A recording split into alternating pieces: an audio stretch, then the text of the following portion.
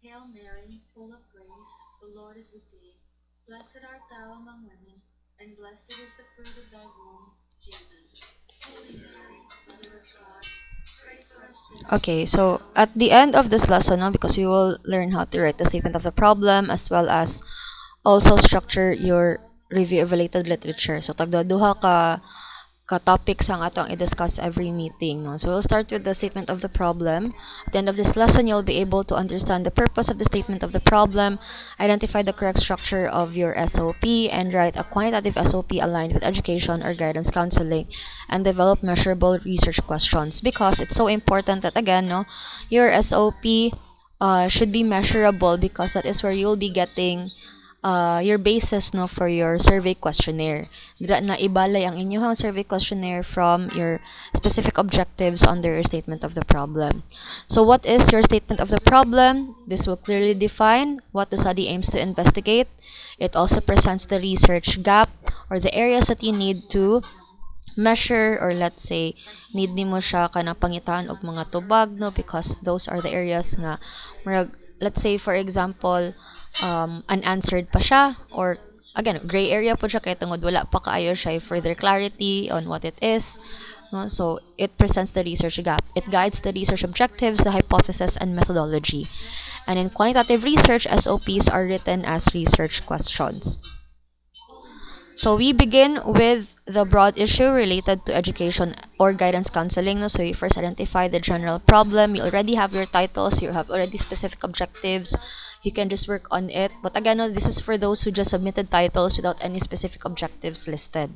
So for example, no, schools increasingly rely on guidance counseling services to support students' academic, personal, and career development, especially in addressing learning gaps and mental health concerns. So we will focus our specific objectives in this general problem. So after that we already identified our general problem, we will now narrow down the problem and identify its research gap. No? Although we already mentioned that in our background of the study, ato pa rin siyang further i-elaborate in our statement of the problem, especially atong usa ta mo balay no to sang identify unsa ang missing, no, what is missing or limited in existing studies. So, for example, despite the recognized importance of guidance counseling, limited quantitative studies have examined the level and influence of guidance counseling services on students' academic engagement and well-being in secondary schools. So, again, no, although um, common knowledge naman or recognized naman nga importante jud ang guidance counseling, naadya po limited quantitative studies, especially in your school, on the level and influence of guidance counseling services sa academic engagement and well-being nila. This is just an example. So, dila na ka magbutang o kuan. So, mo ni ang introductory paragraph nimo, no. Schools increasingly rely on, mo ni ang first introductory paragraph nimo kani siya. Then na rin kay sumpay niya, which you narrow the problem or research gap. And then usa ka magbutang og statement or purpose of the study. Okay? This study aims to determine the level of guidance counseling services and their influence on student academic engagement and well-being in secondary schools, because the title is Guidance Services, or the influence of guidance counseling services on academic engagement and well-being in secondary schools in, let's say, San Carlos City or kaning abing a certain district. So mo na ang imong murag statement or purpose of the study, which is your second paragraph. Then usa ka mag-breakdown into specific research questions. So bali ang itsura na ana niya mura na siya og ingani. Usually this comes after the RRL manggod. Although dapat unta na sa RRL atong unahon, but ang mga variables manggod nga naka-state or naka-identify nimo sa imong SOP, mo na basihan nato in arranging your review of related literature. Usually this comes after RRL and theoretical and conceptual framework. Okay. So naakay katong imuhang main problem, and then you also have your gap, no, research gap. Dili pa shorten lang namo no kay taas man kay ni siya introductory paragraph. So during the defense, more siyang gi-shorten, gi-capsulize lang namo siya, gi-simplify. And then tangtang na lang gani itong ko ano kaning they call this kaning siyang specific kaning statement or purpose of the study. So this aims to answer the following questions na lang. Pero naampoy other cases nga we just allow this. Study aims to determine the level of guidance counseling. Kada naman mga tag-as kayo murang gipang kakas no, gipang tangtang ra namo siya. So, diri ni siya dapat ang katong statement sa purpose, and then ang iya na yung mga descriptive statements. So, muna ihang mga descriptive statements. Okay? And then to be followed by relation no kanang significant relationship niya nga mga statements. Okay, correlational niya nga mga statements. Okay. So, dili na ka nga step na after nga na-establish na nimo ang main problem, the gap, and then the purpose of the study, you will then proceed with writing specific research questions. Okay, break down the problem into measurable questions. Like for example, what is the level of guidance counseling in services? Services in secondary schools in terms of academic counseling, personal social counseling, career guidance, guidance program management. So, mo ni iyahang independent variable and then iyahang mga dependent variable.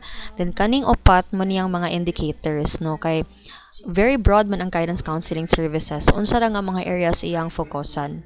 Okay? Kani ganing 2 and 3, pwede pa dyan ninyo butangan og same ani na amoy mga indicators to only provide like a limit. Okay? Naratay limit or naray areas nga ato ang focusan. Given nga dako pod broad po kay academic engagement, what specific areas naman ato ang focusan nga need na to i-measure.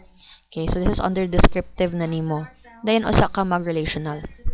Okay, so sa relational na ako'y uban nga mga objectives gi-correct gabi iha nga gitingob ra ninyo. So, syempre sa inyong title abis the influence of guidance counseling services on students' academic engagement and students' well-being. Separate yun na si academic engagement, separate po na si well-being. So, naman may duha ka dependent variables on some of your titles. No, some of you have submitted nga double inyong dependent variables. So, need na siya i-separate. Okay? Need na siya. Dili na itingob nimo. Kay ang uban is usara ilahang relational nga statement, no? Gitingob rin nila. Like, for example, is there a significant relationship between guidance counseling services towards student academic engagement and well-being? So, separate na. Kaya pag himo ni mag-question, there should be separate questions for each of the variable. Let's say there should be 5 questions under guidance, 5 questions for each of the indicators under guidance counseling services, 5 questions under the indicators under academic engagement, and 5 questions under the indicators under well-being. Okay. Yeah, for example, ma'am, nag-provide magud mig indicators, do we also state them in the relational questions? No na. Kaniran duha. Pero diri dapat specify jud parehas aning number 1. So, mag-provide jud kag tag 5 mga question under academic counseling, personal social, career, guidance program, tag 5. Muna nga para dili pod too long, no, kay labi na ko magpa-validity test ta. Usahay pod ka ng mga tag-as kay nga questions, no, mawad-an naman nagana ang ato ang mga respondents to answer very long questions. That's why sometimes we just limit to at least 3 indicators or 4 indicators. Wala na mo giapabot og tag 7. Kay kapoy kanya, imagine if tulo yung variables, no, usa ka independent variable, duha ka dependent variable. Unya tag 5, no, okay ra gur nang tagkuan. For ka ng mga tatulo upat okay na. For ka ng tag 7 ka buok nya, kada indicator ra ba mo provide ra ba tag 5 jud ka question. Okay nya, answerable by Likert scale na siya nga kuan. Strongly agree to strongly disagree. 5 Likert scale. Okay. Now, once you make your SOP, and di naman dyan ko ma-elaborate any further because again, no, majority of you have already provided specific objectives as part of my requirements pod sa katong instructions nako. Igo na ninyo try double check. So, na kayo mga comments dito or feedback. Katong uban nga walay feedback, mina na okay na inyong SOP. So, use measurable variables. Can be answered using statistic. Avoid using why and how. This is for qualitative magod siya, no? So, quanti man ta. So, just use measurable variables and then align with survey instruments and Likert scale. Okay? So again, there should be an introductory paragraph, like the general problem, the gap, and its purpose. Then, na statement nga, this study seeks to answer the following questions, and then the numbered research questions or your specific objectives with their own indicators. So, if mag-comparative pa jud ka no, like for example, comparative correlational imong study, if you want also to determine the responses, no, you want to classify them according to gender, according to age of the students, you may do so, no. Pwede na to na mabutang na jud ta og first question, what is the demographic profile of the respondents in terms of age, sex, grade level, for example.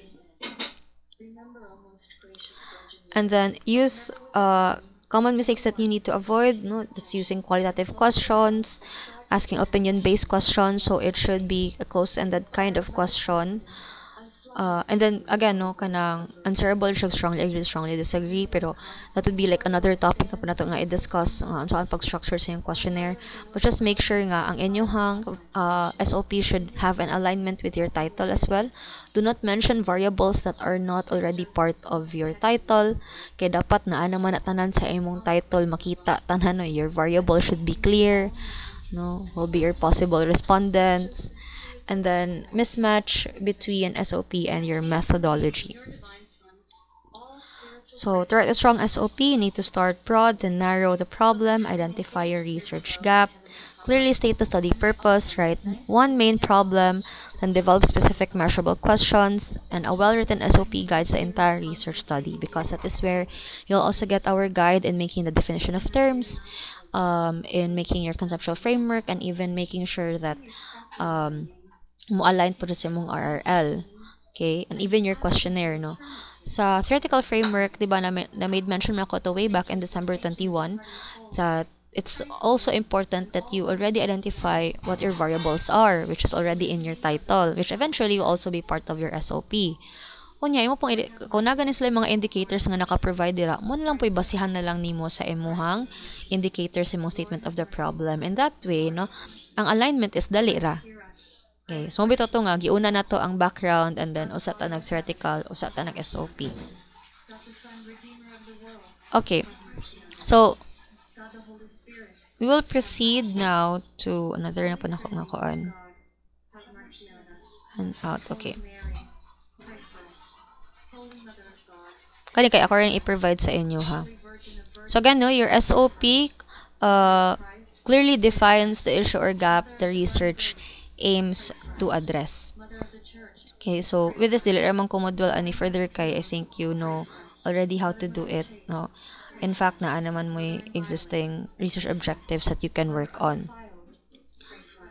Okay, so this one, no, kaning mga variables, these are usually what you would work on when making your statement of the problem and your questionnaire.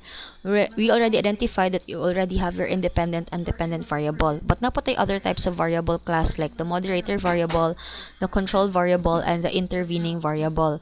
So kung si independent variable is the stimulus variable, no, which is chosen by the researcher to determine the relationship to an observed phenomenon. So naa siya direct, siya ang atong i-manipulate to have an effect towards a dependent variable. Okay, but not entirely all the time that we need to manipulate it. Sometimes you just need to observe, no, its effect towards the dependent variable. The dependent variable, on the other hand, is the response variable, no. So siya ang murag ko ano kanang maapektuhan, no, because of the independent variable. Siya ang gina-observe, no, siya ang gina-measure na to. Okay, para sa anang kanina, no, ato ang mantong na-determine. Okay, so unsa ang epekto sa guidance counseling services sa students academic engagement ug ilahang well-being. So atong obserbaran ana is ang academic engagement ug ang well-being sa mga estudyante. Okay, so sila man na ang ma-affected because of the guidance counseling services. That is your dependent variable.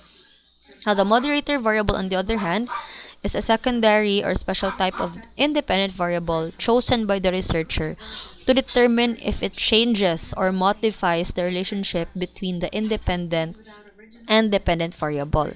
Okay, so an example of this one,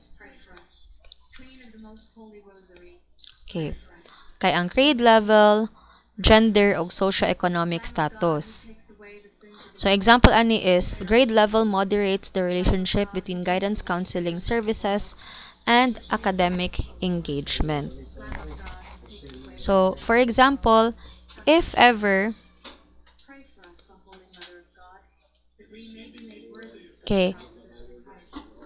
Let us pray. So if ever nga kanang you plan to have like a comparative kind of study no and you want to classify them according to grade level to see if asa sa mga guidance counseling services ang mas dakong epekto sa academic engagement katubang naa sa mga grade 7 or sa grade 8 or kung sa toy dako jud kay epekto silang well-being no per grade level or kung gender ba na siya like ang male ba ang highly affected sa guidance counseling services towards silang academic engagement or well-being or ang katubang mga female.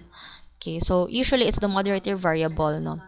It changes the strength or direction of the relationship between the independent and dependent variables. From the links in the description. Next one is the control variable. So this is the variable that is controlled para dili siya makaapekto sa result, okay?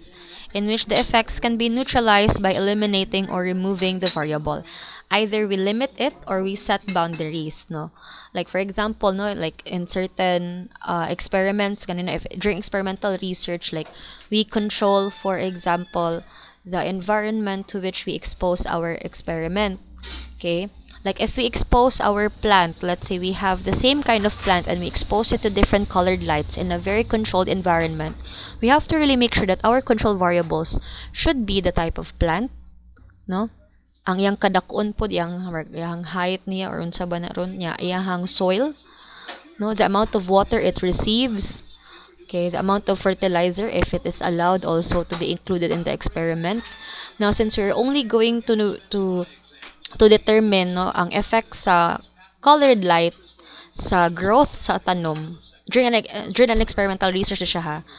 So we should control the other variables that could affect the result of the experiment. We need to control the type of soil, the amount of soil, even the size of the pot where it is planted, the fertilizer, the amount of water, even the type of plant, even yung height. Kay para make sure to nga parehas ra na sila tanan. Nga para makita dyan na to ang difference once it is exposed to a different colored light because ang ato ang independent variable is the different colored light no expose na to ang plant in. So that's an example of like a control variable, especially if it's integrated in an experimental research. In a quantitative research, an example of this is for example no, ang age, ang curriculum, ang teacher-student ratio. So ato yung dili ka mag-comparative. Okay, so age is controlled, so differences in engagement are not due to age. Okay, for example, like you would just get the same students with the same age or under the same curriculum. Or dapat ana no if we compare nato siya per strand kung senior high siya dapat the same amount of students. Okay, that's why sa uban gani nga cases no we do a stratified random sampling to make sure nga evenly distributed ang ato ang mga respondents and we can accurately represent each of the sections. Okay, for example, we will be getting several respondents from each of the sections. Unya kung ato ang kwaon og tag para sa nan ay ipulo-pulo na nato tanan nabi uban nga gamay ra og population ay uban daghan, so to accurately represent all of them in a manner wherein kanang there is fairness no, so mo certified random sampling ta and then also make sure nga although dili man sila parehas og kanang population but even ang percentage sa pagkuha sa ilahang participants or respondents sa imuhang nga survey. Okay, so next is intervening variables. Okay, in here, no, this is the variable which interferes with the independent and dependent variables, but its effects can either strengthen or weaken the independent or dependent variables. So this variable explains how or why the independent variable affects the dependent variable. An example ani is students' motivation, self-esteem, study habits. So for example, guidance counseling improves self-esteem, which in turn increases academic engagement.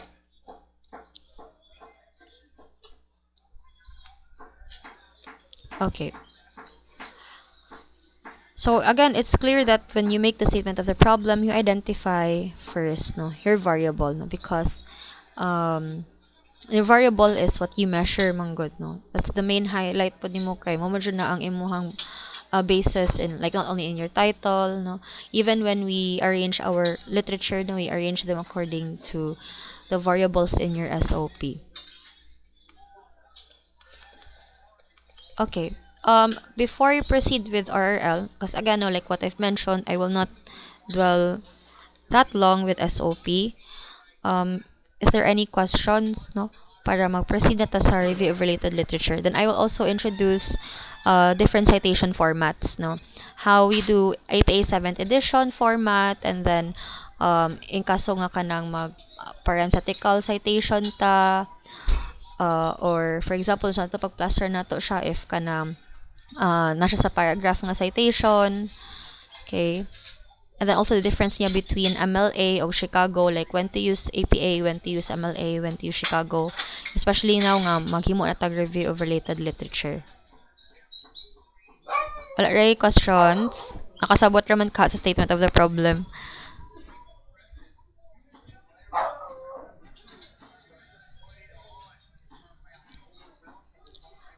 Okay, so I'll take that as yes, no, work kay murag hilumir man kayo ang tanan. But anyway, let us continue with reviewing literature.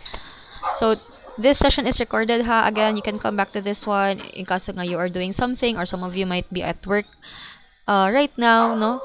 Yeah, dili mo ka focus into responding sa ako during the class. So this session is recorded for you to um review, no, once that you will be writing your own outputs na.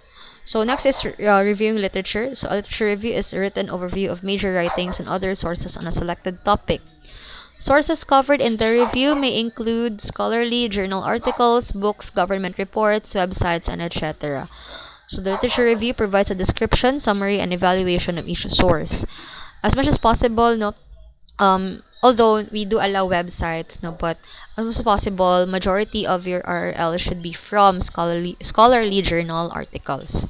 Even kung mag-publish ka og kanang like publishable paper nimo, no, like mo publish ka og article in a research journal, scholarly paper in a research article, no, at least a minimum of 10 research journals should na siya ang imuhang sources. So as much as possible, we should get them from credible sources. Okay, like from PubMed or from Google Scholar. Now, why is it important that we write literature reviews? No? Especially that it's an integral part of your chapter 1. So literature reviews provide you with a handy guide to a particular topic. If you have limited time to conduct research, literature review can give you an overview or act as a stepping stone. Furthermore, no, I would really consider RRL as like a support to our paper, no, support to the argument that we present in our research. That's why oftentimes, no, I not exactly just sometimes conjure, no, pero it is conjure siya, no, kanang required jud siya nga when we do our RRL, we're not putting literature to define a certain variable, no. Naman gud na siya sa definition of terms. When we provide our RRL, it's not to define a variable, but just to further explain its importance, no, strengthen it, no, strengthen our discussion. Ano ba, no? Like for example, no, one of your variables could be like administrative support and how it affects teacher motivation.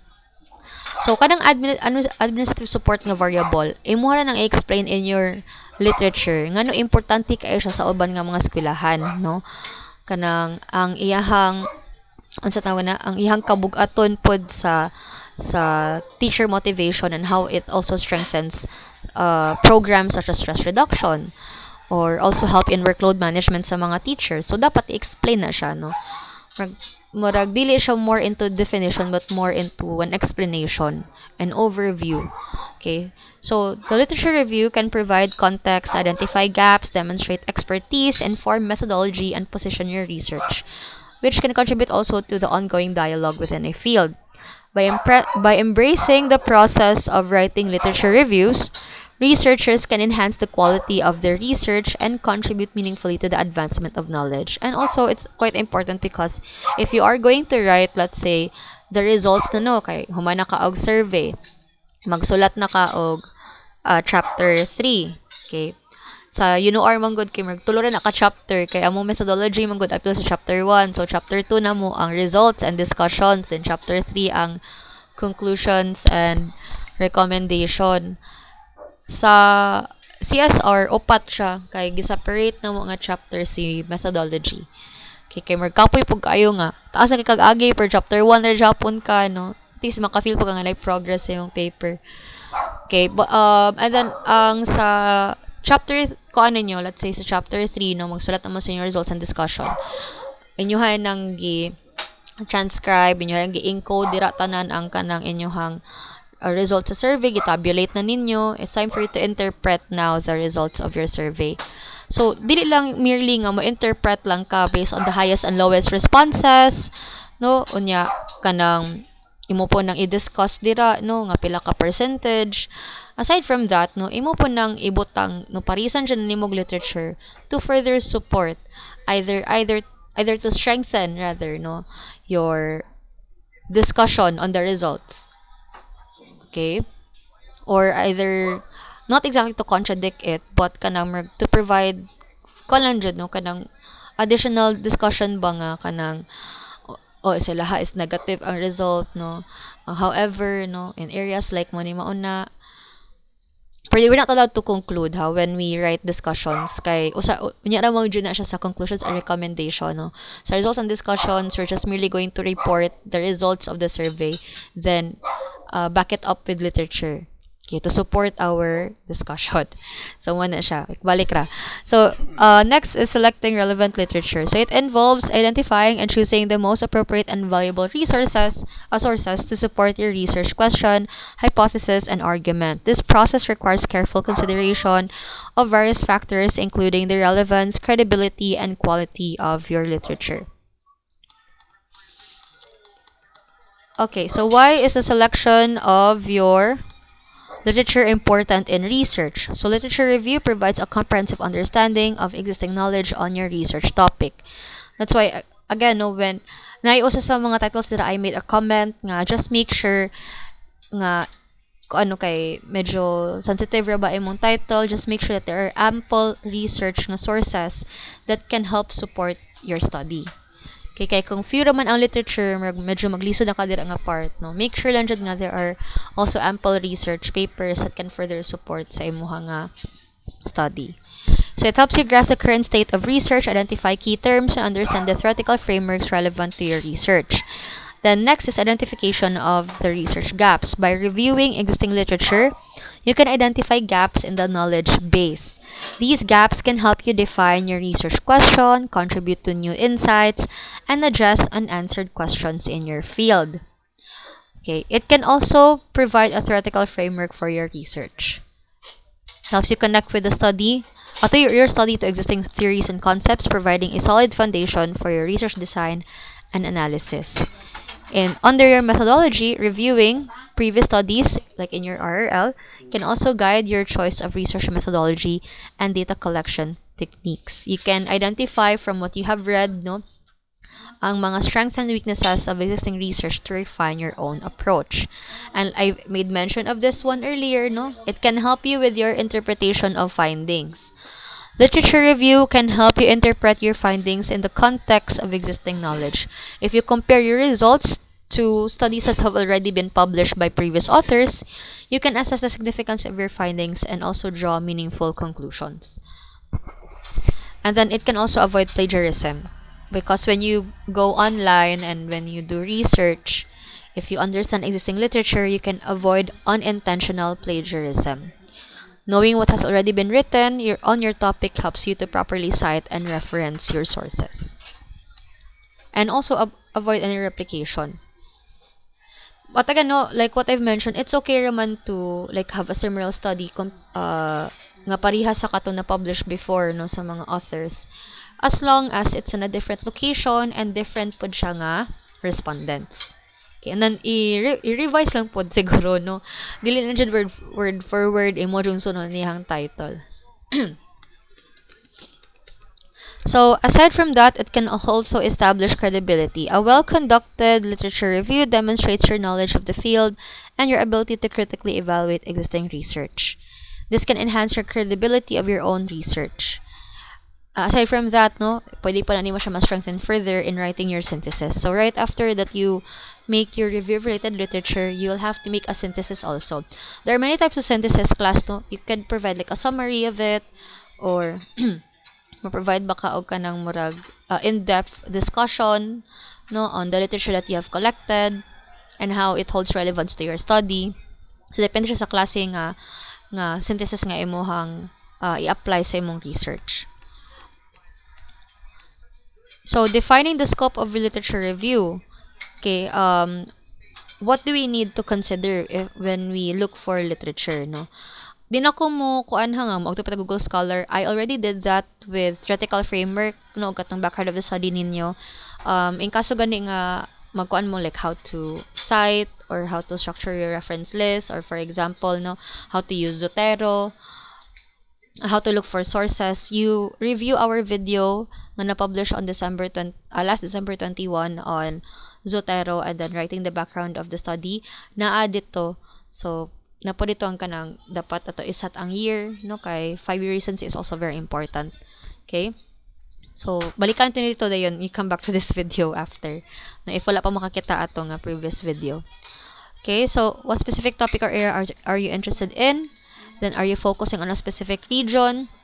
For example, no, you would like to focus on the Philippines kay sa inyong local studies nimo, mo provide ka og discussion, okay, relating to your study. So you also need to search relevant literature on your specific region. Okay? Pwede pa siya like kung outside, no, if you are also writing your foreign na nga literature or foreign studies na nimo. We arrange our literature first according to variables, ha. So according to theme, no, kung say plasada sa variables nimo sa RRL, sa imong SOP mo pa na plasada sa RRL. Appeal na po na imong mga indicators, and then usa ta mag foreign and local. And then ang time period, what time frame are you interested in? So syempre, no, we follow 5-year recency. So kung 2026 na karon, no, dili na taan ng mga 2020, siguro we move further na sa 2021. Okay, labi na nga moving forward, no, there will be a lot of research articles that will be published mampod. So nila ta magkuan na ng mga outdated na. Siguro sa mga 2021, okay na siya. Onwards. Target audience. So who are you writing for? Criteria for evaluating literature. So again, no, finding literature is like finding a needle in a haystack. Some of you may opt to use AI, but again, no, just a word of caution or advice. Again, AI does not like 100% provide you with accurate literature. Sometimes he will make up, no, kanang mga no, kanang mga hinimo lang jud nga literature just to provide you with sources. Okay? Natabo jud na nga naabot na lang og defense.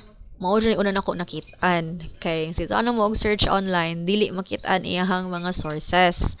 Nya dapat ra ba kung unsay imong in-text citation dira, no, mao po na ang magawa sa imong reference list. Dapat aligned pud na siya, no.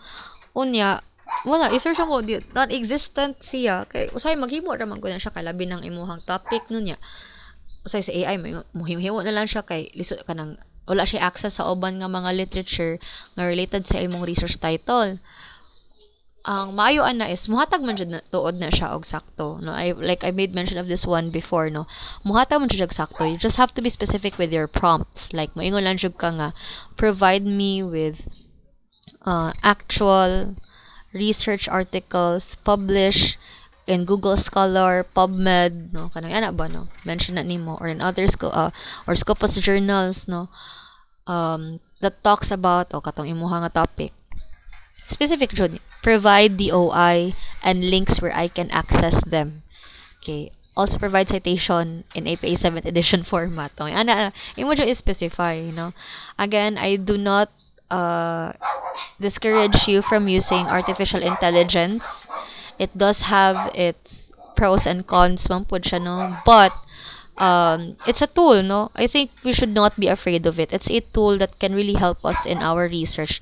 That's one thing that wasn't provided to me when I did my masters, no, nga I have to really find everything sa Google Scholar no nya basahon jud ako na no nya kapoy biya siya ako dili lang ko magpakakuan no magpaka plastic nga dapat kuan jud kapoy biya jud tinuod mangita og source kapoy basa nya when you read a certain article only to find out nga it's no use to you at all because it doesn't align with your study di mo na imo pwede pugson kay i-redact man Japon na siya tangtangon man Japon na siya sa imong manuscript.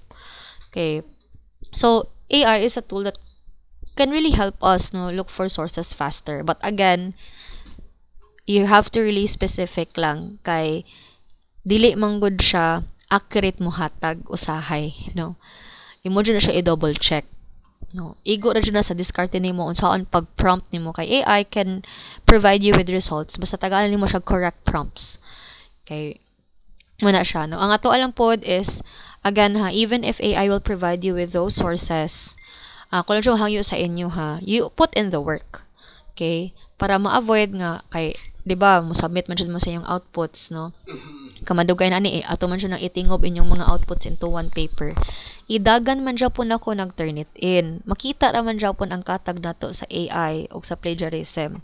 Okay, one thing that I would really ask from you to avoid this, to avoid being flagged by Turnitin or other AI tool, is you just contextualize. I-paraphrase yun na ninyo. Na ihatag abi si AI, basahon ninyo. Inyong subtone. Pag yung subtone, inyong hanang i-paraphrase based on your understanding. Bali, ang muna na po lagi siya pangita ra kag RRL manually. Kay mo po yung ginahimo no kung sa manual lang jud siya nga kuan nga kanang kami na mangita. Muna kung ginabot ako sa una no kanang wala pa man ni Quillbot before kana ko makit-an nga article ako nang gina-rephrase kay i-flag man na ni Grammarly sa una sa Yuno no Grammarly man na ilang ginagamit so karon Turnitin naman ron so i-flag man siya po na niya ma-identify ba siya po na niya nga plagiarize ka even na certain words like very sensitive kayo no sila so muna nga ikuan na jud no i-paraphrase lang muna ako usay mo gamay na akong percentage kay ako nang ginakuan sa Grammarly so na like ako man nang gina-rephrase niya mo gamay na siya muna look like for other words and then you have to also make sure nga it's grammatically correct mabasa ka it makes sense kay wasin sige kag rephrase niya di na magkadimao no pwede nimo siya i-undergo siya po na Grammarly anyway Grammarly can check your grammar structure ana ano kay raman na siya ayaw i-Quillbot kay ma-detect siya ni Turnitin Japon nga gagamit kag paraphrasing tool. Okay? Yeah, i-declare lang nimo nga ay ning kuan ako ning kuan ko with AI pero ako lang gi-paraphrase contextualize niya. Legitimate man ang sources no. Medyo pun kana masangit kay kung ato siyang i-check na to ang reference list ug ang text citation, makita man pun siya online. Okay. Say kay di do random checks man good no. Kung makitaan ba imong sources ana. Okay? Nya what else? Usahay mo gud si Quillbot no ayang mga paraphrasing kay di po no make sense usahay so na siya po need siya po og human intervention no kuan na Japon ka. Okay, going back to evaluating literature no we need to also look for relevance no does the source directly address your research question if not even though nga kasi kapoy na jud kayo nga mangitaglain imo din na siyang di na mo siya i-appeal sa imong paper no imo din na siyang sana what they call this imo na lang siyang i-reject no kana nga paper kita po kaglain. Okay, again you make use of AI pwede ra pud kan ikaw ra jud ana ang mo filter out kay asa evaluate ra nimo asa dili mo magamit ug dili nimo magamit na ba ni siya coherence kung wala murag simang man siya no di man siya maka-discuss thoroughly sa ako ang indicators of variables sino ko siya i-appeal. Okay, credibility is the source trustworthy and reliable. Objectivity is the information presented in a neutral manner. Accuracy is the information factually correct and supported by evidence. Is the information up to date? Okay. You will always encounter certain sources nga although it's really tempting to include that in your manuscript. Nyoban maro-maro no like kanang nindot kay siya explanation align jud kay siya sa ako ang manuscript. Unya imong siyang gi-appeal niya imo rang giilisan ang date. Kana og dili mabantayan sa panelist or sa kuano sa inyo wala man gud tay kuan diri nito tani kayo if na pa mo check like sa content. No kanang mag-proofreading jud ba? Lahi ra jud na kanang mag-proofread jud sa inyong paper like mo quality check jud sa inyong paper. O nya mabantayan abi nga kana nga certain reference ang ilahang i-random search. O makit-an ra Japon. So make sure it's up to date, no? Even though how tempting it is. Then coverage, does the source provide a comprehensive overview of the topic? And then make sure how when you piece your literature together, it's not like kanang marsha chop pieces like of a sentences, then you force them together, and then when you read it, it doesn't make sense. So again, it should be coherent. Yeah, I remember no ang so just ingon like ni Doc Madrigal is kung mobasa jud ko baka nang mura ko gabasa og story nga hanay jud siya no mo na akong di malimtan sa iyaha no nga back on those days when when I made my paper ba nga anang wala ra paturaga sa jud basta ako'y makit-an nga align sa akong study ipang mix ra jud ako na no without any coherence at all. So when you make it plastada jud siya.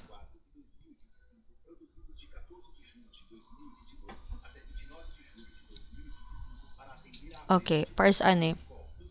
Kaning teacher's professional contentment in her RRL is actually one of her indicators. No, sorry. This is her variable DIY, not indicators. Yung indicators, this is located within her paper, within her literature review. Wait lang, pasensya kayo klase kay tabunan mo ko sa external recording. So, for example, okay, so one of our variables is professional contentment. Iyang explain nga leadership in schools is important, but support from school administrators can make a big difference. This is from Sibulian and Jimenez in 2024. And then, gamitin na po siya admin support because admin support can actually have an effect on professional contentment in some of the studies presented here. Now, this can help reduce stress and eventually burnout. So when they feel supported no ang mga teachers by their leaders or school admins, they are more committed to the school no. So ang yahang mga indicators diri is like work-life balance, satisfaction, emotional well-being. Yan na mention po na niya diri no. Ang iyaha lang pag-plaster is wala siya ingon nga kanang gasagol-sagol lang no. So na siya coherence. Ga-mention siya first how admin support plays a big role no sa professional contentment sa mga teachers. Then na siya mga further supporting discussions okay for that no. Naghatag pa siya mga other instances how admin support can help reduce stress and burnout, can help make the teachers feel they are contented with their job, they feel supported nga maka-feel sila nga na ay sense of belongingness and professional fulfillment. So ang kani nag-start siya with the importance of admin support on professional contentment down to supporting discussions. Okay. Dayon, usa siya nag-mention sa yung indicators like well-being and satisfaction. So, some of the key themes sa second paragraph niya is mentioned towards na sa iyahang indicators. No? Okay. One of the indicators niya to measure teacher's contentment is well-being man and satisfaction. Personally, well-being is mentioned here in one of her paragraphs, which is mentioned under professional contentment because well-being is again one of her variables. And then motivation of overall sense of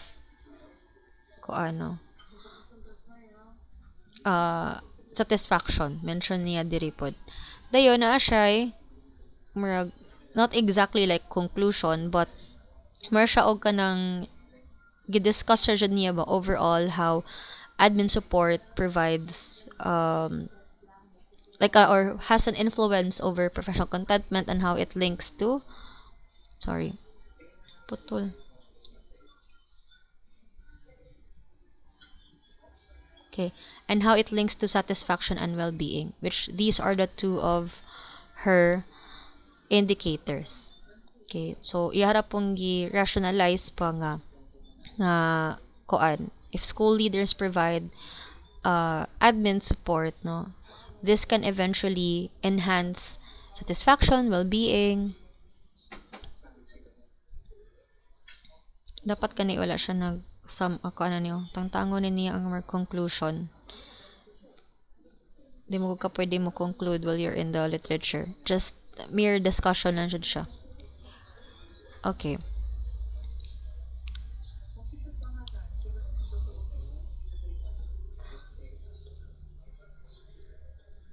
So how do we start with selecting our relevant literature? Start with a broad search. Use general keywords related to your topic. Refine your search. Use more specific keywords and search operators. Then use bibliographic databases like PubMed, no, JSTOR, and Google Scholar. Okay, look for credible jud nga mga mga research journals. Daghan man kaayo na na Elsevier, na ay Emerald Publishing, daghan kay na sila kanang mga research journals pod dira. What else? Avoid mo anang anoon kay dili mo guta mo kuan pud untaan ng mga predatory journals. Namo ibang articles nga work tempting kayo siya ikuan i-include no sa to ang research. As long as cited lang siya ang actual author pud sa paper. Unya okay po ng mga Scopus, no? Scopus journals. Sila mo mangita. Kung, if you plan to also opt for, like, kamo na mismo ang mangita ba, like, di mo mag-AI. Pero, again, no, ang AI, dili lang siya 200% mo rely, no? From time to time, makaton po ta nga, mobasa po, mangitag sources sa kaning mga different bibliographic databases. Okay, next, follow citation trails. Ginabuhat po na to, no, kay para dali raman siya, ano, ang among gibuhat is mo explore me og other references within a certain article. So man citation trails. Okay. Like ning download ko usa ka article. No nya kanang nga article is na siya gipang mention pud nga mga authors nga yang gipang cite sa iyang research paper. Pagkahuman ako nabasa dito nga ang kana po yang ibang nga gipang cite nga authors, magamit po nako siya sa kong study. Okay, so pangitaw nako tong original pud niya nga source agto ko sa iyang reference list, pangitaon ako to yung gipang site nga sources, o i-visit po na ko ang paper. In that way, din ako magsigi og manual pa ko og agto dito sa search engine sa Google Scholar, mangita pa ko, nya mag one by one pa ko og search, dili na no. Pwede na ta mag citation trails. So kato mga citations, no, mga references gipang mention niya sa iyang manuscript, kay nga feel nimo nga magamit pud nimo siya, dito na ka mo mangita no sa reference list imo tong pangitaon original source, then mo na pud imong ipang cite. Okay. Network also with experts. Seek recommendations from experts in your field. Consult with librarians. Librarians can provide valuable guidance. So, in our case, no, seldom medyo kikutik agtuan og library sa grad school kung mo nara ko i-encode or maki-wifi ra ko dito. Okay, but most of the time, you can really find everything online naman. Okay, writing and literature review. Again, no, introduction. You set the focus, scope, and purpose of your review, summarize, synthesize, analyze, and critically evaluate the sources, and provide key findings, highlight gaps, and suggest future directions, which can be done in your synthesis. So, an example of this, pakita lang tamang sample sa pagbalay sa iyahang RRL.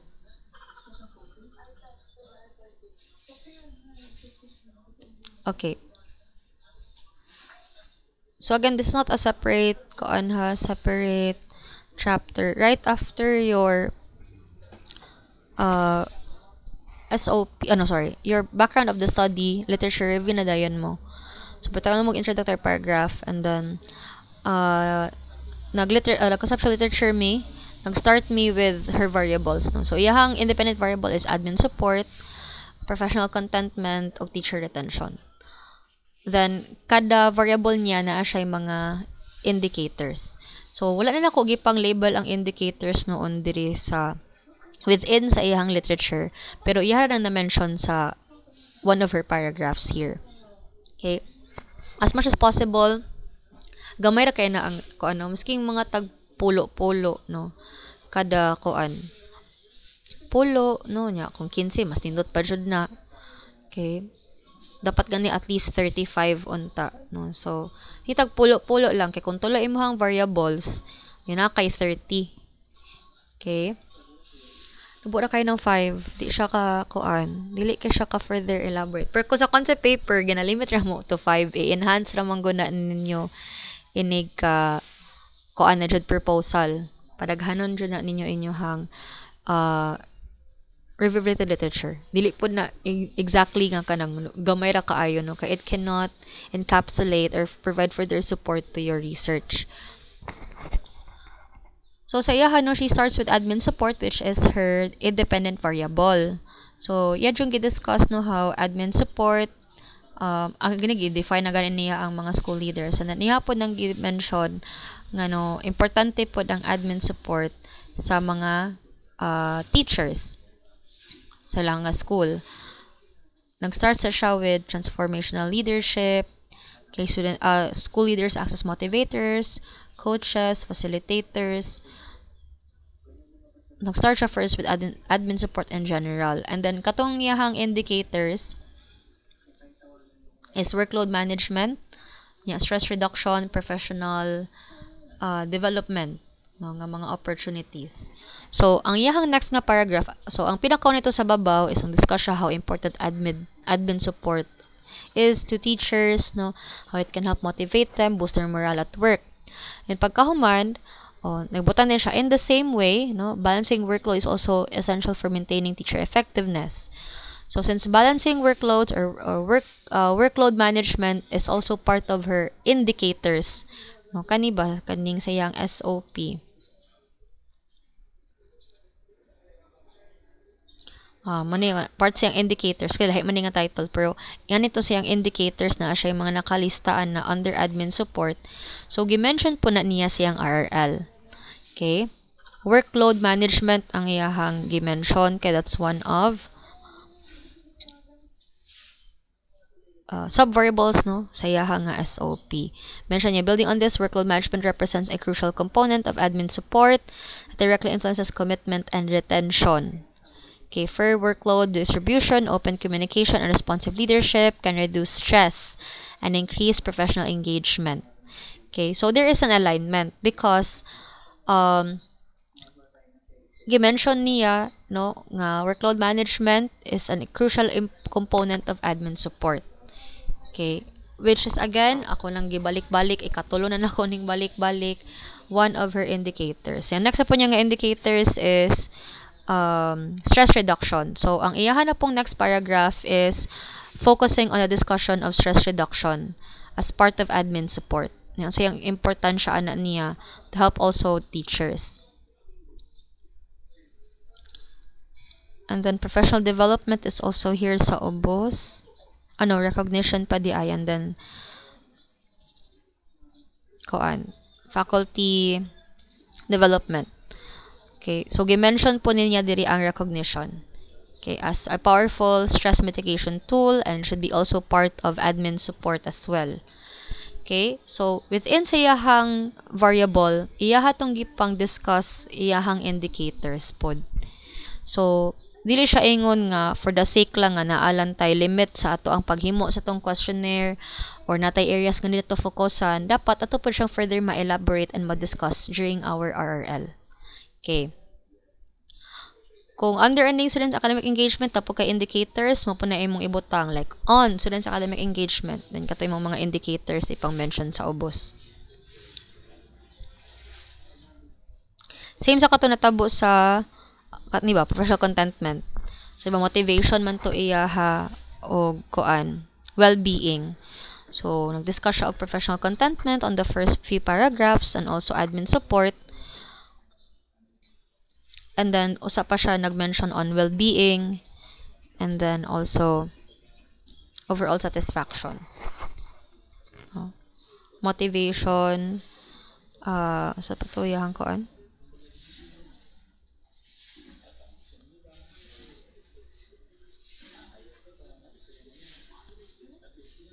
Scroll down, wait lang.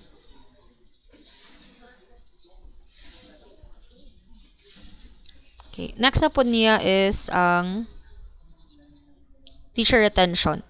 Okay, so sa teacher retention niya, okay, like intent to stay, may anak niya nga mga sub-variables niya. So, gidiscuss niya una ang teacher retention and how it also connected with admin support. And then, pagkahuman, ang further niya nga mga discussion, not only like reports on like DepEd, pang mention niya diri is like, ang intention to stay is one of her variables. So, in the next paragraphs, you will also see a paragraph discussing on the intention to stay. Then also length of service. And then, conclusion nga paragraph. How it relates to the study. More na siya, no? That's how you write your reference list. And then, napadjud tayo related studies, foreign and local. So, sa foreign is, syempre, no, understandable naman na siya nga coming from foreign authors. Pero, gisegregate ra na mo siya according to variables. So, under foreign literature, naa siya yung mga literature tag, let's say, tag 5-5 abi under admin support. Dayon, 5 under teacher retention, 5 under professional contentment. So, 15 kabuk iyahang resources, no, under foreign literature. Natag pulo-pulo dito sa babaw, no, sa katong per variable. Kani is related studies, right? Comes after conceptual literature. So, si related studies na ana is koan na siya. Kato ng mga variables na nimo. Nay parts nga mo-mention pa sa Japan sila indicators pero not as elaborate compared to the conceptual literature. And then sa iyang local, same ra Japan, but syempre research that is published in the Philippines. And then naka-arrange Japan siya according to variables, starting with admin support. Okay. Starting with admin support, dayon teacher retention, then kuan pod, professional contentment. So, katong tulo niya ka variables. Iya po nang ipasunod direct explain. And then again ha, wala niya gayo we further elaborate na ang mga indicators kay naa naman to dito naka-mention sa conceptual literature. 15 na Japon, tag 5 per variable. 15 yung references diri under local studies. Then usa siya nag-synthesis. So, pag mahulog nga pulo under 30, no? 30 under conceptual literature kay 10 kabuok on admin support variable, 10 on professional contentment nga variable, 10 on teacher retention. So 30. Pag abot niya og foreign studies, tag 15. Okay, kay ang unod ana is 5 for each variable, no. So 15 pod sa foreign, then 15 pod sa local. So, at least ko answered kayo, no, kanang broad ang inyong discussion under RRL. Then, usa siya nag-synthesis. Ang yung type of synthesis dito is summarize lang. So, kipang summarize lang niya ang foreign, yung conceptual literature, yung local studies, and then yun, how it is related to her research.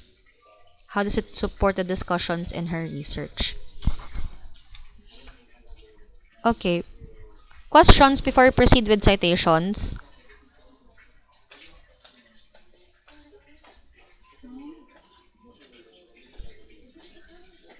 Hello, are you still there? Okay, I would just like to ask a reaction from you, like reaction button lang, like heart or thumbs up if you are still with me. Okay, thank you so much. We will start now with the citation style. So, nasyalilaan nga citation style na APA, Chicago, MLA, but in our research paper, we will be using APA 7th edition. Okay, so APA or the American Psychological Association is commonly used by education, psychology, and sciences. Okay, ang MLA is Modern Language Association, is used primarily on humanities, emphasizes the authors of a source and the pages on which information is located in the source. Ang Chicago Manual of Style or Turabian is primarily used by writers and students in humanities, particularly in the field of history.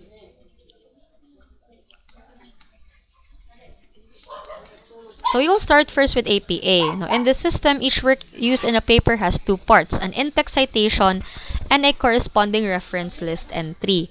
Kanang reference list klaseng ani ang itsura niya, no? This usually comes after na your research paper. Okay, do not make the mistake of placing it right after your RRL. There should be right after your research paper. Pinakalas na siya. And this is arranged alphabetically, hanging by 2 pagay na siya. This is the reference list. Nani siya corresponding pod nga in-text citation sa paragraph, no?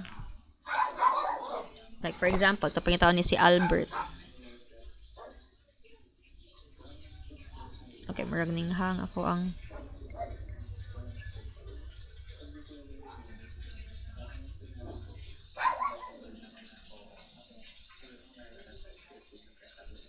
ay, sorry. Okay, Albert's dire, yung makitaan po nimo siya. Oh, here, no? In-text citation. So, na siya corresponding reference list entry. Naapod siya in-text citation. Magpares rin na silang duha. Din sa dapat ibulag. Okay. Naiduha ka in-text citation klasa na type parenthetical and narrative citation. Okay. So, sa AP7 edition format, ang kani siyang in-text citation is only the last name of the author and then the year published. I think I already taught you this one sa last discussion. So, in-text citations might be parenthetical or narrative. In parenthetical citations, use an ampersand. This one, no? Between names for a work of two authors or before the last author when all names must be included to avoid ambiguity. In narrative citations, you need to spell out the word and. Okay. So, for example, naadire, usa ka author, no? Last name, kung parenthetical citation ni ha, dili ni katong reference list entry. Last name, comma, year published. Okay? For example, kato siya ibutan sa statement para sa ani. Research indicate that kung mag-start ka with like the paragraph, no, or like the sentence sa imong reference and then you end with a parenthetical citation, dapat ha, or a citation rather, dapat parenthetical inyong gamiton kung mag-end siya with the author. So, last name, comma, year published, sulod sa parenthesis. Ayaw na i-appeal ang February 2, 2020, January 5, 2025. Wala na siya ilabot ang kanang mga January 5, mga kanang month o date. Only the year when it was published. This is for APA ha, APA 7th edition format. Ang narrative citation, okay, kung, for example, we start with the author first. In the in-text citation, no? We start with the author first. So, naa sa gawas, narrative citation ang gamiton. Naa sa gawas sa parenthesis. So, you start with the last name of the author, dayon, open parenthesis, the year published, close parenthesis, then you provide a discussion. Sa two authors, okay, kung parenthetical citation, it is connected by an ampersand, but spell out if it's a narrative citation. Okay. Ganha, basta magsugod ganita sa author, we use narrative. If we end with the author, we use parenthetical. If there are 3 or more authors, we make use of et al. And others, no? Or, ang et al. Is and others, no? So, for example, si Martin, there are 3 of them nga nag-author sa usa ka research article.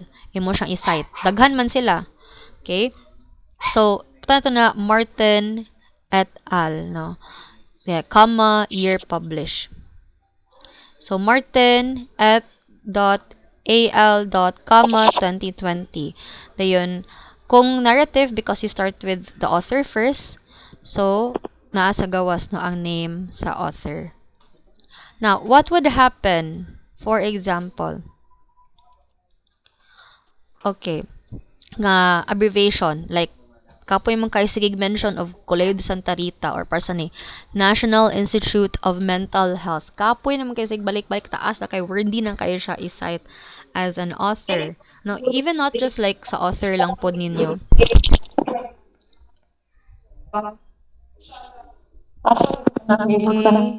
Excuse me. Wait lang ha. Ako lang sang i-mute inyo ha. Okay.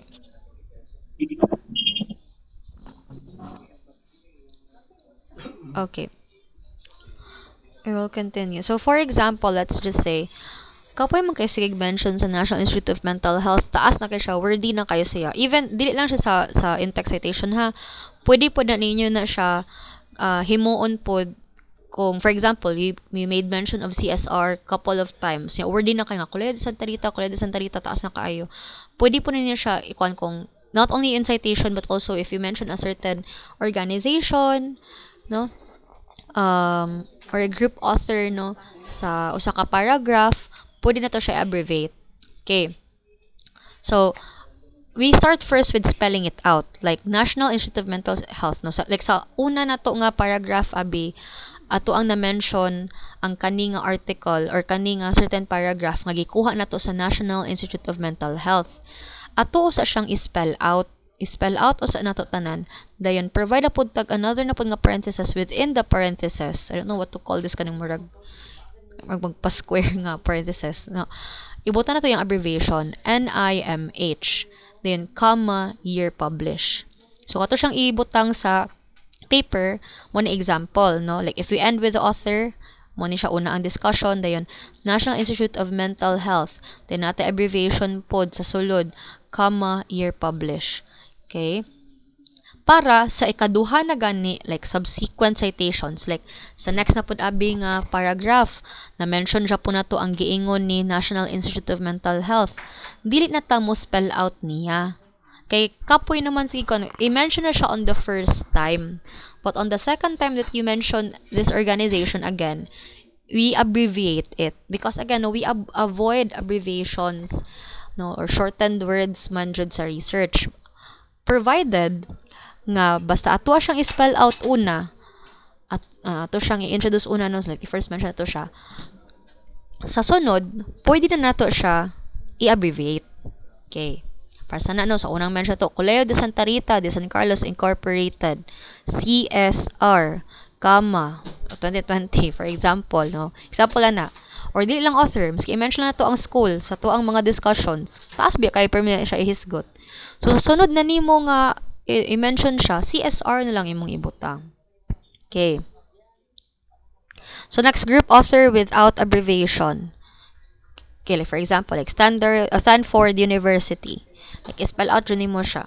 So, just the name lang, no? Name and year published, ano lang. And then, no author. Only provide the source title. Okay? Like, if it's published on website, abi sa kuan. Website, ani sa government nga kuan. Agency. You can just provide the name of the government agency. Or the title of the kuan, no? The source, then year publish. Wait lang, balik na siya. Okay, there are certain exemptions there are certain exemptions to basic in-text citation styles, especially in APA.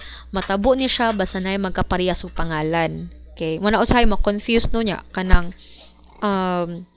like cases nga mo ingon din ang itangtang nila kay may ganun sila nga, balik-balik na lagi nimong author nga ginagamit, no? So, dapat yung emphasize nga, it's a different author. It just so happen they have the same surname. Kaya, di mo na pwede nga, for the entire paragraph, usara ka author ang original source, pero ikatulo ni mo siya gipang cite. Dili pod, no? Pero that unless if it's a different author, nga same merge lug apelido. Okay, exemptions to basic in-text citation styles. When two works in a paper both abbreviate to the same and others form. So, spell out as many surnames as needed to disambiguate. Okay? For example, nilang duha, Taylor man jud na, nya, Taylor et al naman na, no? So, to avoid nga, there's distinction ba?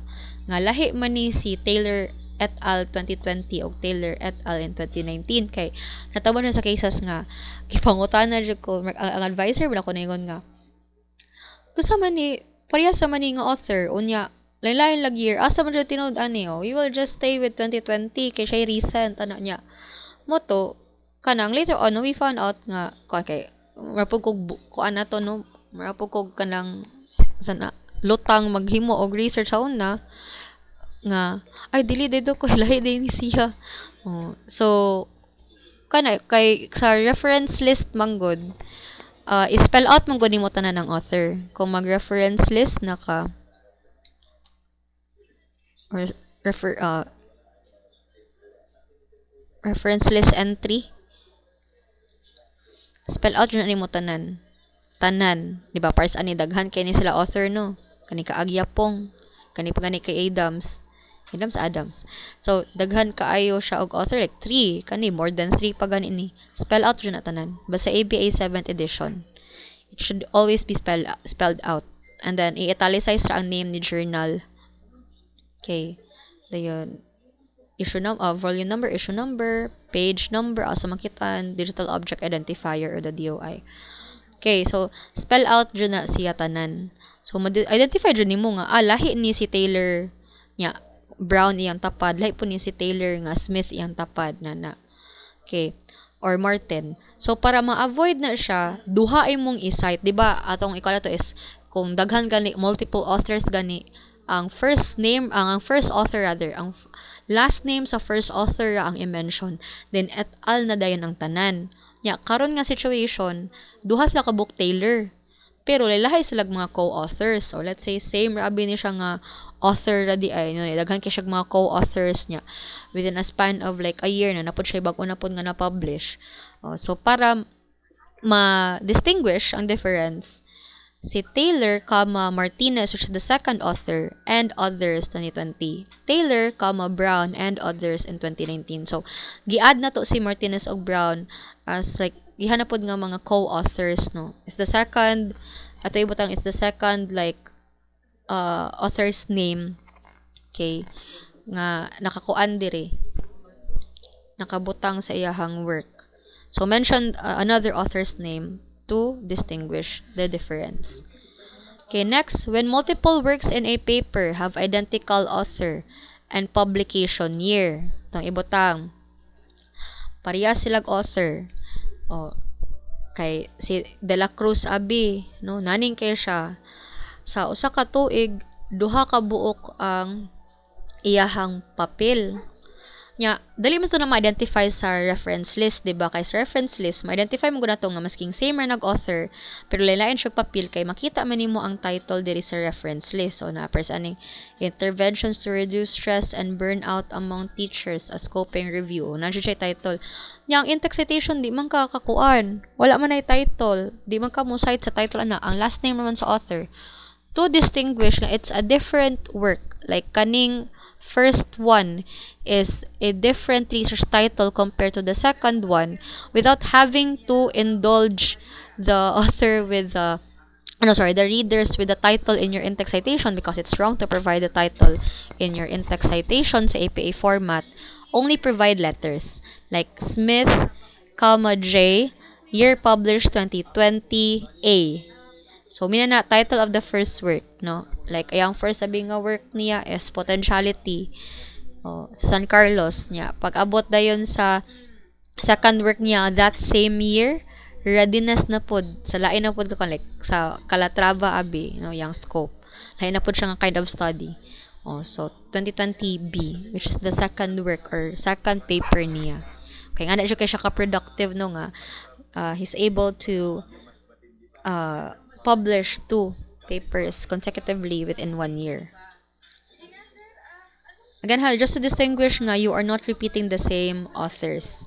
Because these are different, although same author, but different articles naman na siya. When the first author of multiple references in a paper share the same surname but different initials. For example, mag-asawa sila, par sila og last name, perlay sila og initial. Kay John abining usa kay Ann. So ibutang nimo ang iyahang initial. So di ba ang una is kani man jud ning last name dayon initial, no, or last name dayon year published, lagi dapat iputang initial, no, last name dayon year published. So instead nga last name niya year published, to also distinguish this one, butangan nimo og initial silahang first name sa sinugdanan, dili sa after the last name, sa sinugdanan siya, to distinguish differences.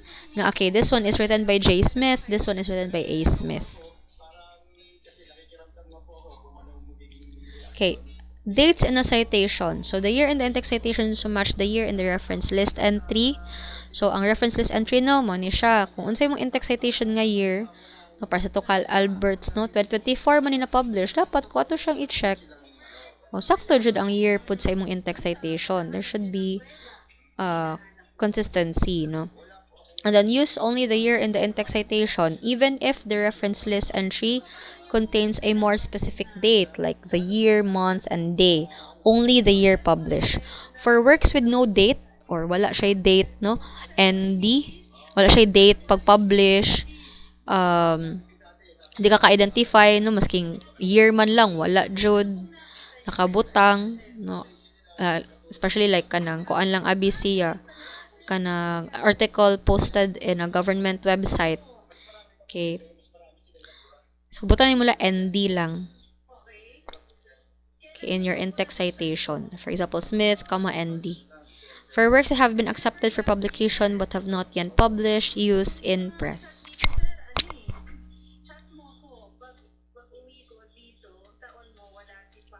Okay. Next, we will proceed with MLA. So, we have different source types in using modern language association. Although, di man yun ni magamit, no? Because you will be using APA. But just to identify lang its difference. So, kung mogamit mo MLA, kung libro gani ang inyuhang source type, the arrangement for the in-text citation should be author, last name, and then page number. So, instead of your published page number, like Smith, 23, no? Page 23. Kay page number ko, asa ninyo gikuha na ang iyahang kanang paragraph ngay mong gibutang sa imong paper. Okay, kung sa work cited, okay, author, last name. So, kanang reference list ba, no? Author, last name, like Smith, then first name. So, dili siya initial. I-spell out yun na yung first name. So, instead of Smith, J, Smith, John, spell out ang first name, title of the book, and then year.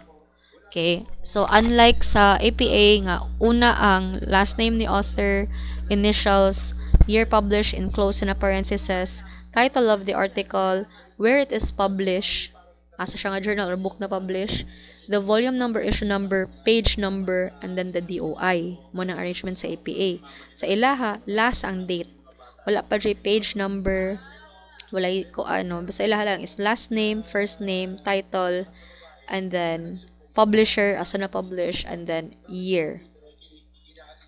Same goes with the journal article ha, pareha sa journal sila plastada. Ang website, last name, okay, wala naman na page. So, author's last name ra, Johnson, ano siya? Sa reference list, last name, first name, title of the web page, website name. Okay, and then date of publication, and then the URL or the link. Sa modern, if multiple authors na gani, no, sa modern language association, if multiple language authors sa gani language and authors is first author, last name, et al, and then page number. Same ra Japan, no, ato naman Japan nang gamiton ang et al if multiple authors na siya, more than 2. Basta ang nausab man diri is instead of year publish, page number ibutang. Nanday ang arrangement na niya ang nausab. Na nasa last ang year publish. Kung walay author, only the title of the work, no, or the article, like healthy eating guidelines, no. So healthy eating, then 23. Okay, and it should have like quotation marks, no, sa title of work or source title.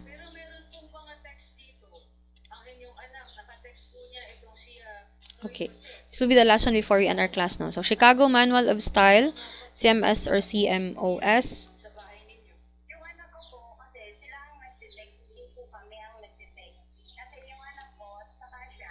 So, source type, kung book, author, last name, year, then page number. So, if you have seen, it's like a combination. See, Chicago is a combination of the APA and the MLA. And because in here, last name siya, dayon, year published, dayon, butangan siya page number. Kung sa sayahang reference list, gi-follow niya ang MLA format, no. So, kuan na siya. Same ra Japon, last name, first name, title of the article, place of publication, dayon year published. Kung journal article, same ra sa book, no, last name, year published, page number. Okay. Ang nakalahi lang niya compared to the book na ay page number si journal article. dayon naka-enclose sa parenthesis, no. So nabali siya, no. Last name, first name, title of article, article as siya na-publish nga naka-italicize ang name sa article. Okay? And then volume number, so volume number 15, ang year published naka-enclose sa parenthesis, then the page range. So makita na siya sa page 40 to 50. If website, author last name and year lang siya. Very, very similar to APA 7th edition format. Kung ato siyang ibutang sa reference list, last name, first name, title of web page rather, website, and then last modified, month, day, year. So instead of year lang, appeal na ang month ug day, and then also the URL or the link, hypertext link. Kung multiple authors, ang tabuan na is similar to a mix of APA and MLA, last name of author, et al, year published, and then page number. Kung no author, same ra Japon, same sa APA, source title, comma, year published. Okay. To summarize, no, APA is again commonly used in social sciences such as psychology, sociology, and education.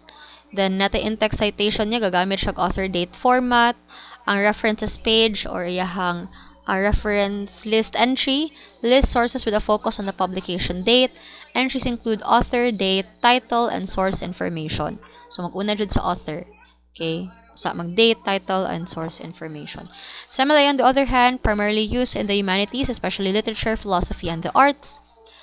In-text citation niya gagamit siya author page format, ang iyang reference list entry, list sources with a focus on authorship.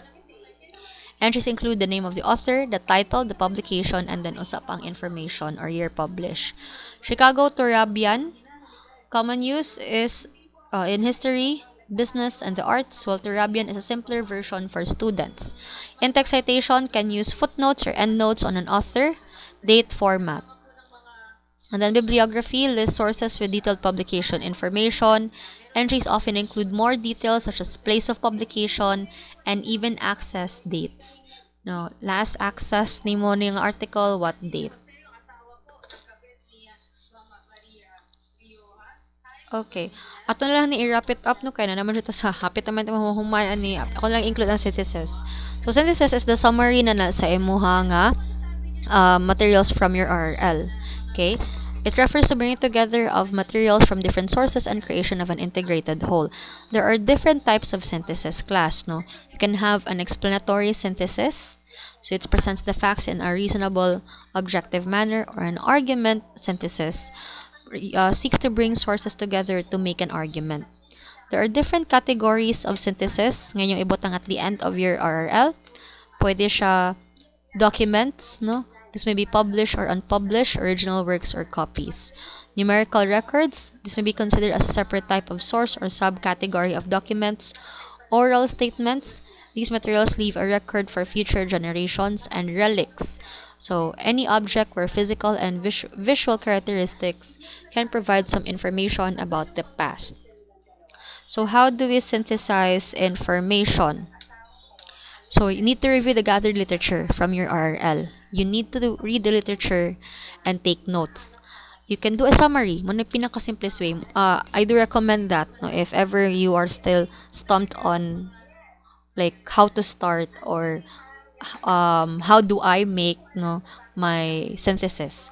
So, pwede ka mag-summary, no. Ibasahon na mo tanan nimong literature, you take notes, only get the salient parts, no, ang important lang nga mga parts sa imong RRL, nga maka-highlight sa imong variables, and also provides discussion, strong discussions, no, on the relationship of your variables as well.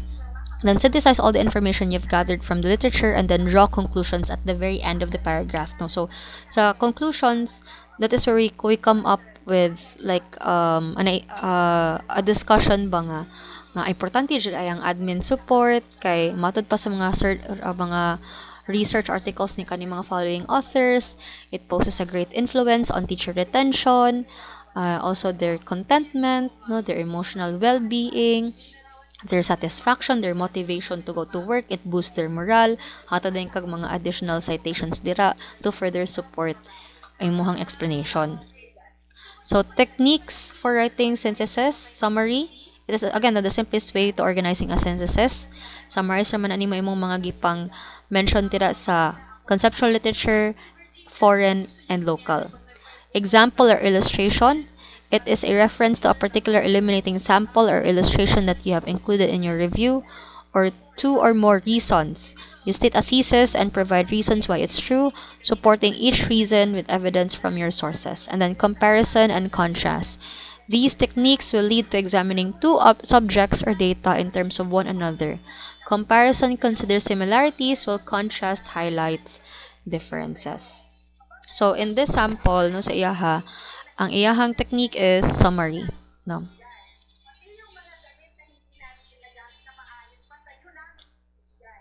Wait lang. So, summary ang iyahang synthesis, no? Iyaharang gi-mention ang mga key themes nga gipang mention sa admin support, teachers professional contentment, and retention. Okay, so nag-summarize siya sa conceptual literature niya, which gi-mention japon siya og mga other authors, no? Nga iyahang gipang kuno katry gipang highlight ang mga importante, the salient points niya sa iyang RL. Aside from that, no, na siya foreign literature. So foreign literature niya diri discuss po na niya ang katong mga salient findings sa iyahang foreign literature. Selected lang na dili man tanan kay mudagan man na og kuan 15. So summarize ang iyaha katong usa 30 man gud to, so medyo taas-taas, no. Compare nimo usa ra ka paragraph si foreign, ang iyahang conceptual rag mudagag 2 to 3 paragraphs because 30 man to kung gi-require niya nga references. Ang local, also summary sa iyang local literature. And then dira pa siya nag-discuss og conclusion, no. When you take it together, no, ang kanayang mga findings from global, local, and sa iyahang conceptual, and how again, no, it aligns to her study. Okay, so iya siyang gi-mention po ang iyahang research, no. Okay. So, this sample we provided to you as your basis lang, but you can also look for other papers, no, nga pwede nyo makagbasihan when writing your synthesis as well as your RRL. So, this one will be provided as well. Magnaan naman siya daan di ay sa inyong Google Classroom. You just look for this paper, kaninga title, no. Kung sa paper na nakabutang diri, and then, mula ninyo basihan in structuring your RRL.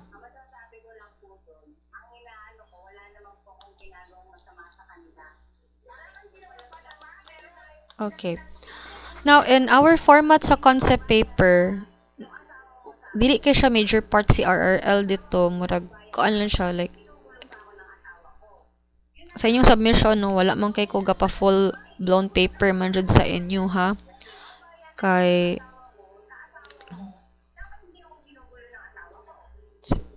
paper template.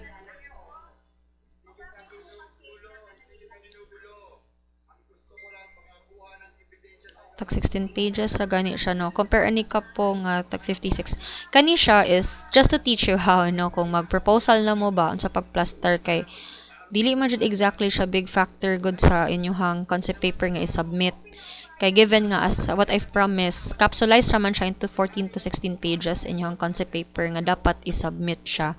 First is like either writing exercises na lang ninyo, or for example, in preparation for your proposal, at least you'll know what to do naman. Wait lang. Let me just open my Google Classroom.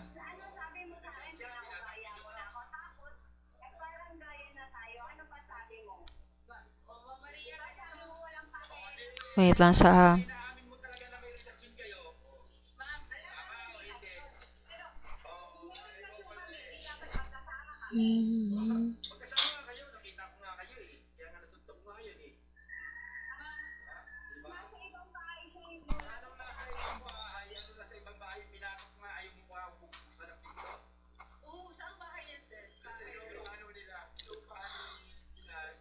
Okay.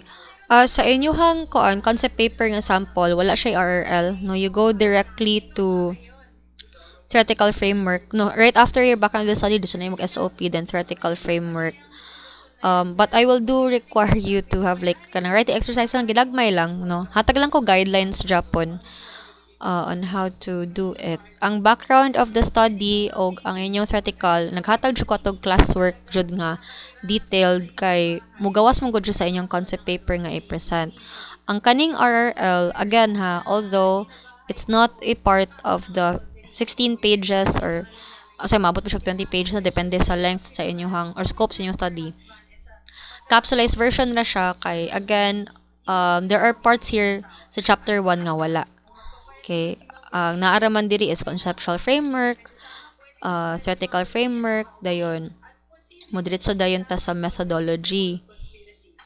Wala atong mga other parts like significance, definition, kay usually manggod sa concept hearing, research matrix sa na ipakita ninyo, no? So, ang ato lang is nalang tay writing exercises para at least dili man pud ingon nga mo klase lang ko on how to make the RRL. Ang ginagmay lang ba nga kuan ba at least kabalo mo mangita og references, then i-classify nimo sila according to your variables.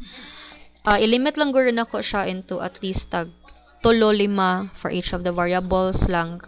Igo lang gud mabalay lang gud ang inyong RRL as a writing activity, but you will not include it ha to your final output kay lahi mo ang format again sa concept paper, wala siya RRL. Unyara na siya inig ka proposal na.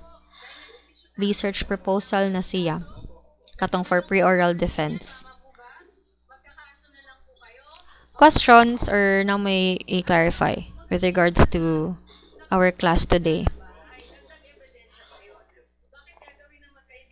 We will end a bit like early, like we have 30 minutes to spare again, no? You can work on your background of the study.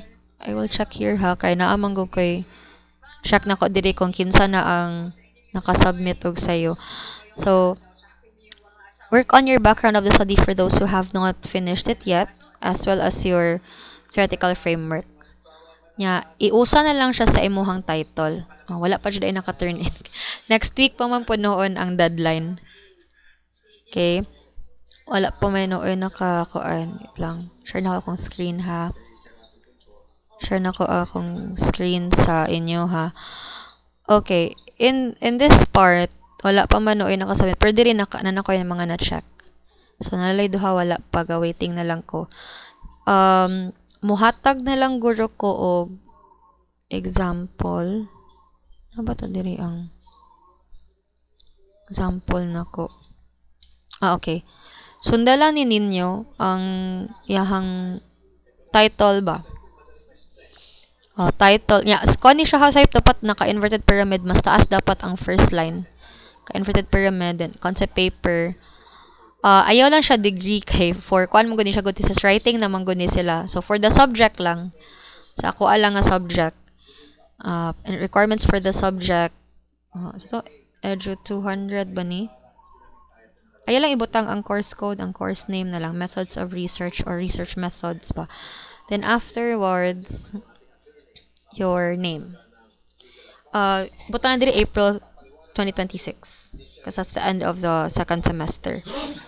And then, dito na din mo. Your background of the study, naka-double space na siya, justified, with proper in-text citations. Dili na siya dapat visible. So, just provide lang siguro like something like to cover this one. And then, chapter 1, uppercase ang introduction. Background of the study.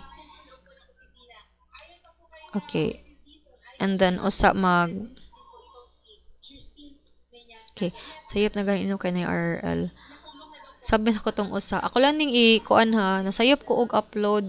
Sayop mo ganyang pag-label. Proposal dapat ni Kani siya dapat inyong sundon. Kaning una. Ang ako ra siyang gi-upload kani siya kay for the sake lang nga may basis siyang theoretical framework og kuan. Siyang theoretical framework og background. Pero ang ato ang sample jud is kani. Libog na ko sa iyang documents kay kani siya after background niya. Ako lang ning i-resubmit kay wala man gud ni na polish draft ra man siya. Kung naglibod ako sa daghan yag ipang submit. O this one like a statement. Wala na katong mga kuan. Wala na katong mga RRL. Sa concept paper, limited pages ra jud na siya. Kay for approval pa man po title hearing, then mag-concept. Okay, dayon usa ka mag-theoretical. So nakaambak, wala na kay RRL supposedly sa inyong submission for concept. Pero again, that does not mean nga dili mo magsulat, no? You'll just have a writing activity, although we will not include it in the paper, just a writing activity lang para at least kabalo lang mo sa pagbalay ana niya. Okay, few lang no kanang kung writing activity siya, di mo siya i-include sa manuscript that you'll be submitting. But it will be on like a separate document for examples. Anyway, you will just come back to that one for future use in kaso you plan to continue with your chosen titles, 'di ba? So limited lang siya siguro mga ilang kutag 3, 5 ana lang. Kay sa actual dyan nga proposal, pulo-pulo naman dyan na siya, no? So, ganagmay lang nga, igo pod sa timetable na to nga ma-accomplish ninyo. Okay, tag 3, 5 for each variable. Nya inyohang local, no? Instead nga tag 5, no? Himog siya 15, ato lang gurong i-limit lang pod to 5. 5 for local, ana lang. 5 na lang para gamay. Hindi jud maabot og tag 30, tag kuan. Ana lang. So, yung indicators, ito yung butang ma'am na may tulo ka indicators. Kung tag 5 ra, kamo na bahala distribute, no? Basta, kuan lang. Mention lang dito inyong mga indicators as well in your RRL. Okay? Again, it's just a writing exercise ra. Your statement, okay naman to. Basta, ibutan na lang dyan na ninyo. Plaster na lang ninyo daan. Kaya, i-combine mo natin na siya at the very end para for submission na. Collect na ko na siya as your semester requirement. Okay, we don't have written exams ra ba, no? Kay kung magpa-written exams ko, inyo ba ning tunan kani siya ay tunanin ninyo ni siya. Mga identification, enumeration pa. So, kuan lang kana writing lang jud. Kay mo man jud pinaka-importante. Anyway, sa natong answer ana ang importante man jud din ikaw man yung compre ka balo mo musulat. So, writing exercises lang jud ta. That will serve as your exam. So, is that clear, everyone?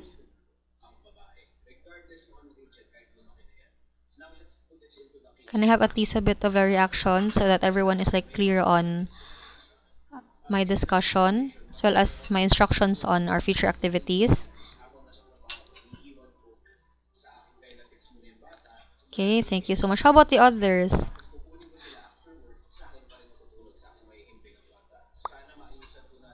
Okay, thank you so much. Do you have any questions or things that you would like to clarify? You can unmute your microphone or send a chat if you're too shy to unmute your microphone. Marag wala naman, no? Nakasabot ratatanan. Okay, raman, marag nonchalant kay ko estudyante. Okay. Anyway, as long as naman may submit, wala may problema sa ako, ano, kita ay raman ta. Na may mga problema, pangutan alan jud ko, no? Kung may gusto i-clarify lang jud, nga, na ikuan, na amoy need, na ipa-check, o inform lang jud ko. Yes, Miss Kreya. Hello. Morning. Ano po? Ang pala, pwede pa kayo dito yung proseso. Dili ka, murag dili ka audible, dam. Hello, dam. Oh, murag dili audible ang imo mic, dam. I-type lang siguro. Kaya ako lang i-read. Or pwede ko nimo i-chat after sa class sa imong concern. If ever na kayo audio problems. Kay murag feel ako murag ang ako ra yung word out is murag nakaihangyo regarding sa imong title sa data collection nimo ba ng concern. So sige lang ato ra nang istoryahan. Or we can call each other sa messenger. Try lang nako pod.